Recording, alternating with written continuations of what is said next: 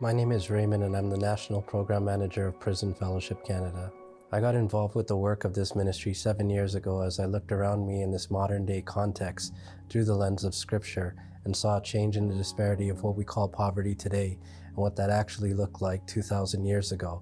Shortly after I came to faith, I really just had a heart for evangelism. But even as I stood there on those street corners, handing out Gideon Bibles, seeking to strike up conversations with people about their beliefs about Jesus, about God and life and meaning, I witnessed something that didn't quite resonate in my spirit about what I was reading. In the scriptures, when I read about the marginalized, I didn't read about people who had access to shelters or food banks or employment agencies.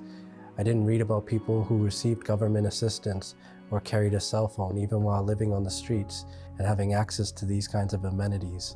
Instead, I saw people who were actually segregated, desperate people cut off from all resources and community connections, the leper who no one wanted to touch, the woman who went to the well to draw water at high noon, the blind sitting in the street begging, who would not eat that day if not for the kindness of the merciful. So I prayed and asked God to show me, where do people like this exist today? Then He reminded me, where were you in life when you felt the same way?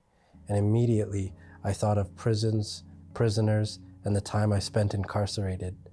I remember leading up to my trial being so desperate for hope, for a change in my circumstances, that I even entertained the idea of a well-meaning friend who offered to take me to a pundit to receive something he called a tabij, that he said would turn around the decision of the courts in my favor. He shelled out quite a bit of money to get this done for me, but really I was just trying to find a way to avoid taking responsibilities for my actions. But these are the kinds of things that desperate people do.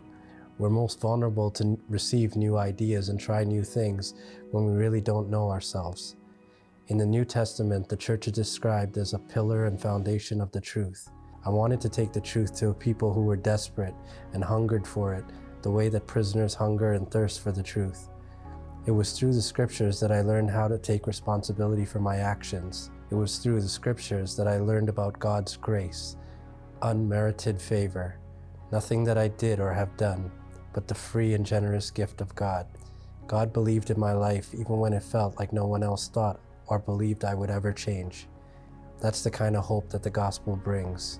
That's the kind of hope we should be investing in as a church, because I'm absolutely certain that if Jesus didn't choose to look at me when it really felt like no one else was, I don't believe anything in my life would have changed to bring me to where I am today.